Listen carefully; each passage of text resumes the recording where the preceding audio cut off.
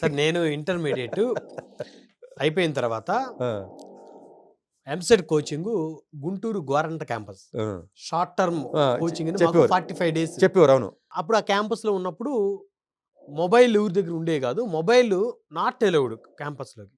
కానీ కొంతమంది తెచ్చేవాళ్ళు, తెచ్చి ఆ బ్యాగుల్లోనో ఎక్కడ కనపడకుండా ఆ, పెట్టుకునేవాళ్ళు. వాడు నైట్ అందరూ పడుకునేటప్పుడు 8-9 పడుకునేటప్పుడు హాస్టల్లో మొబైల్ తీస్తాడు. తీసి అప్పట్లో సినిమాలు రకరకాలన్నీ అవును, చూస్తాడు. అప్పుడంతా మెమరీ కార్డులు ఇవన్నీ సిస్టమ్. ఇప్పుడు యూట్యూబ్ ఇవన్నీ ఆ, ఉన్నాయి. ఆ. ఆ మెమరీ కార్డులో ఏదో వీడియోలు లేకపోతే కొన్ని సినిమాలు అవన్నీ పెట్టి పెట్టేవాళ్ళు. చూసుకునేవారు సినిమాలు అక్కడ ఓపెన్ చేయగల ఒక్క స్టూడెంట్ మొత్తం. మొత్తం 10-20 అసలు- మందివి మళ్ళీ చాలా జాగ్రత్తగా రూమ్ లాక్ చేసి, మళ్ళీ వార్డెన్ వస్తాడేమో కొడతాడేమో, మళ్ళీ టీచర్స్ ఇదేంటండి? తెలిస్తే తిడతారేమో అని చాలా భయపడతా చూసే అంటే ఏంటి, ఒకటి మీకు మొబైల్ చూపిస్తే అవును మొబైల్లో సినిమా చూసి ఉద్దేశం లేనోడు కూడా చూస్తాడు, ఇది వస్తాడు. ఏదో ఉందరా అని చెప్పి వస్తాడు కదా. అవును పాపం ఆడికేమి చూడాలని ఉద్దేశం ఉండదు, అవును వాడు పాపం చదువుకుంది అనుకునేవాడే. అవును ఎప్పుడైతే మీకు అది హ్యూమన్ టెండెన్సీ చిన్నపిల్లలు అవును ఎంత కదా, ఎప్పుడైతే అలా వచ్చారో సేమ్ డ్రగ్స్లో కూడా అదే జరుగుతుందండి. రీసెంట్గా అంటే నేను పేర్లు ఎక్కడ చెప్పననుకోండి, ఇలాంటివి డ్రగ్ ఎడిక్ట్ కేసు మా దగ్గర చాలామంది వచ్చారంటే, ఈవెన్ విఐటి ఎస్ఆర్ఎం లాంటి కాలేజీల నుంచి కూడా వచ్చారు. మేము మాట్లాడినప్పుడు మాకు ఎలా అంటే మీరు అనొచ్చు, సరే అన్నీ మీకు ఎలా తెలుస్తాయి కదా అని. పిల్లలతో మాట్లాడతాం, కౌన్సిలింగ్ ఇస్తాం కాబట్టి వేల మందిని గ్రౌండ్ రియాలిటీ కూడా మాకు తెలుస్తూ ఉంటుంది. అవును ఎక్కడ ఎవరి పేరు కానీ ఎవరికి సంబంధించి ఎప్పుడు రివీల్ చేయనండి, అది తప్పు కదా, అది కరెక్ట్ కాదు.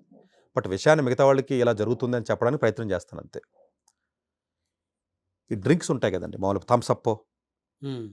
ఉంటాయి కదా, ఐస్ క్యూబ్స్, ఐస్లు ఉంటాయి కదా, ఐస్లు, చాక్లెట్లు ఉంటాయి కదా, చాక్లెట్లు కలిపేసి మీకు ఇస్తాడండి వాడు.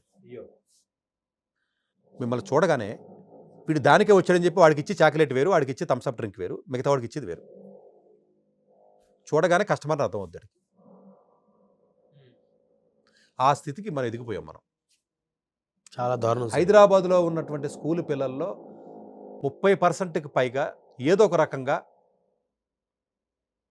డ్రగ్స్కి బానిసలు అవుతున్నారని అఫీషియల్ సర్వే రిపోర్ట్ చెప్పింది. మీరు గూగుల్ చేసి చూసుకోవచ్చు.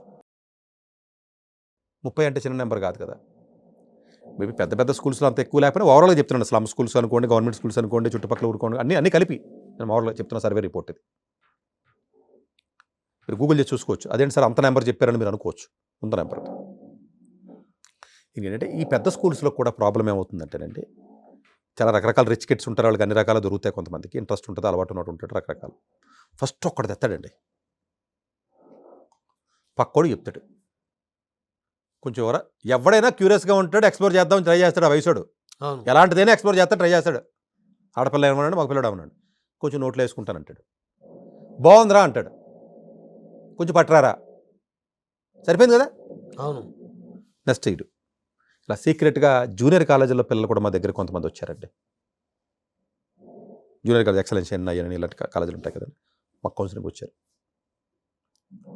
నిజంగా ఆశ్చర్యపోయాం మేము.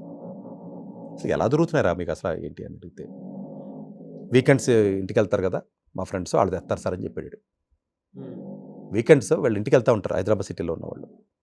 ఎవడు ఒకటే ఉంటాడండి బాబా, నా ఉద్దేశం అందరూ ఉంటారని చెప్పట్లేదండి. ఇవన్నీ చేసేవాడు ఒకటే కదా. ఇన్ని జరగకపోతే ఇన్ని వేల టన్నులు దొరుకుతుంది కదా భారతదేశంలో, హైదరాబాద్లో. మరి ఎక్కడికి వెళ్తున్నాయి, ఎవడొకటి తాగబట్టే కదా, ఎవడొకటి ట్రాన్స్పోర్ట్ చేయబట్టే కదా. అంతే కదా సార్. అందరూ శుద్ధపూసలు అంటే కాదు కదా. అవును అంటే ఇదేంటంటేనంటే, ఎప్పుడు అంటే పీర్ గ్రూప్లో ఎప్పుడైనా ఓ 2-3 పీపుల్ ఎప్పుడైతే మీకు డేంజరస్గా ఉన్నారో, ఇంట్లో చెప్పరో మొత్తం క్లాస్లో చాలా వరకు స్పాయిల్ అయిపోతుందండి. నిగ్రహించుకునే శక్తి ఎంతమందికి ఉందని మీరు అనుకుంటున్నారు? ఆ టీనేజ్లో చాలా తక్కువ సార్. చాలా తక్కువ. అవును పెద్దోళ్ళు ఏం కాదు కదా సార్. ఆ టీనేజ్లో సిగరెట్కి బానిస అవుతారు, మందుకి ఎడిట్ అవుతారు, డ్రగ్స్ కానీ డ్రగ్స్, ఇంకా అన్నిటికీ. చెప్పాలంటే సెక్స్ కూడా ఎడిట్ అవుతారు అన్నిటికీనండి. ఆ అవును. ఏజ్లో. ఎందుకంటే మొబైల్ చేతిలో ఉంటుంది కనుక. అవును సో దీన్ని కంట్రోల్ మనం చేయాలంటేనండి, ఫస్ట్ ఆఫ్ ఆల్ చేయవలసింది ఏంటంటే, గవర్నమెంట్ కొన్ని జాగ్రత్తలు తీసుకోవాలండి. అసలు డ్రగ్స్ లోపలికి ఎలా వస్తున్నాయి సిటీలోకి? వీళ్ళు ఏదో పేరు వచ్చినప్పుడల్లా డ్రగ్ రహిత రాష్ట్రంగా చేస్తానని రేవంత్ రెడ్డి గారు చాలాసార్లు చెప్పారు, తెలుసా మీకు? అక్కడ చంద్రబాబు గారు కూడా చెప్తున్నారు, పాపం వాళ్ళు ట్రై చేస్తున్నారు. నేను ట్రై చేయట్లేదు అనట్లేదు, వాళ్ళని నేనేమి పాయింట్లో బ్లేమ్ చేయట్లేదు. కానీ మరీ ఘోరంగా ఉక్కుపాదం వేసేయాలండి వాళ్ళ మీద. అరకులో పండిస్తారు, తెలుసా మీకు? మీరు న్యూస్లో చూసి మీరు ఎన్నో డైరెక్ట్గా పంటలు పండించేస్తారు గంజాని. అది పంటలకి మనం వరి పండించినట్టుగాను, లేకపోతే ఏదో దోసకాయలు, బెండకాయలు, లేకపోతే టమాటాలు పండించినట్టుగా పండించేస్తున్నారు వాళ్ళు. ఆంధ్ర తెలంగాణలో. మరి అది బాధ్యత కదండి, అది చూసుకోవాల్సిన బాధ్యత గవర్నమెంట్‌దే ఉంటది. దీంట్లోనండి మన పిల్లల్ని, పేరెంట్స్‌ని అంటకలేదండి. గవర్నమెంట్‌నే మనం పోషించేయాలి. ఎందుకంటే లోపలికి ఆ వస్తువు వచ్చినప్పుడు తప్పు. అలాగే స్కూల్ ప్రిన్సిపల్స్ వాళ్ళు ఎవరైతే హాస్టల్స్‌లో ఉంటారో, హాస్టల్స్‌లో ఎక్కువగా ఫ్రీక్వెంట్‌గా చెక్ చేయాలి. అలాగే ఒక పిల్లవాడు ఎప్పుడైతే మీకు ఔటింగ్ వెళ్ళాడో సాటర్డే, సండే లోపలికి వచ్చినప్పుడు మీరు ఎందుకు చెక్ చేయట్లేదు బ్యాగులు గాని, ఇది గాని? చాలా స్కూల్స్‌లో 90% ఆఫ్ ది స్కూల్స్‌లో పిల్లలు చాలామంది ఔటింగ్ వెళ్ళినప్పుడు, లోపలికి మళ్ళీ మండే వచ్చినప్పుడు వాళ్ళ బ్యాగ్స్, జేబులు చెక్ చేయడానికి మీరు ఎందుకు మొహాట పడతారో చెక్ చేయండి మొహమాటం లేకుండా అని చెప్తాను నేను. ఇప్పుడు యూనివర్సిటీ, ఇప్పుడు వాక్స్ యూనివర్సిటీ ఉంది, 100% ఎసెన్షియలే. అవును. ఎవడో లోపలికి వెళ్తానికి కుదరదు, కానీ అన్ని లోపలికి వెళ్తాయి.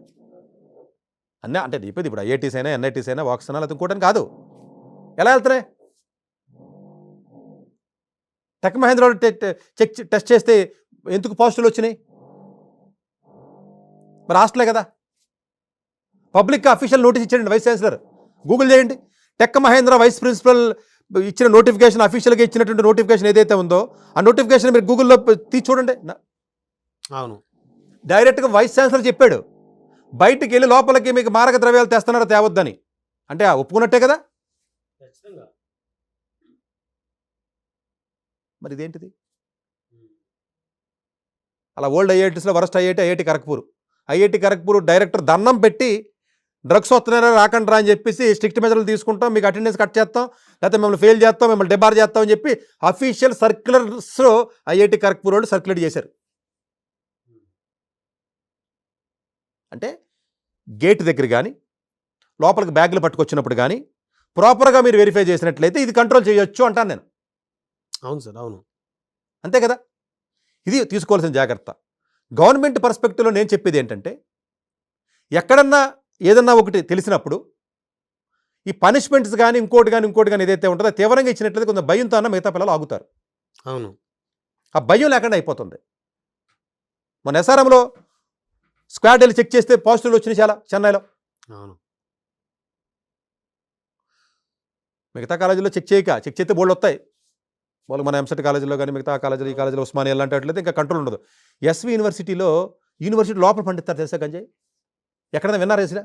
యూనివర్సిటీ లోపల ఇది సెన్సేషన్. దీని మీద వీడియో చేయాలి అసలు. స్టూడెంట్స్, లీడర్స్ ఉంటారు కదా వాళ్ళే. మేనేజ్మెంట్ అందరూ అదేనండి, టెంపరీ టీచర్లు ఉంటారు, వాళ్ళకి తెలియదు. వీళ్ళు మూల అది ఒక 1600-2000 ఎకరం అండి. ఓ ఇంకెక్కడో ఏదో మూల పోయి అవునులేండి చల్లేస్తాడు. టీచర్స్ అంతా అన్ని ఎకరాలు తిరిగి ఎవడు చూస్తాడు? వాళ్ళకి అంత అవగాహన కూడా ఉండదు కదా, ఇది గంజాయి మొక్క, తులసి మొక్క ఏంటి అనేది తెలియదు. అడిగే తెలుస్తుంది పండించేవాడికి. మీకు నిజంగా మీకు నాకు కూడా తెలియదు. గంజాయి మొక్క తెలియదు ఎట్లా ఉంటుందో. మీకు తెలియదు, నాకు తెలియదు. తులసి మొక్క అంటే మన అందరి ఇంట్లో తులసి చెట్లు ఉంటాయి కాబట్టి మనకు అవగాహన ఉంటుంది. అమెరికాలో కూడా అంతేనండి. ఎవరికాళ్ళు కొన్ని స్టేట్స్ అఫీషియల్గా అలౌడ్ అండి. కెనడాలో వాళ్ళు ఇంట్లోనే పంపించుకుంటారు డ్రగ్స్ని కొన్ని స్టేట్స్లో. అంటే నెమ్మదిగా ఇది ఎలాగ పాకుతుందంటది అంటే, ఒకప్పుడు మందు తాగడం అంటే చాలా సిగ్గుపడి, చాలా సీక్రెట్గా, చాలా భయానికరంగా తాగేవారు. 20 ఏళ్ళ క్రితం కదా. మందు కామన్ అయిపోయింది కదా, ఇప్పుడు కామన్ కదా. డ్రగ్స్ కూడా కామన్ అయ్యే పరిస్థితికి సొసైటీ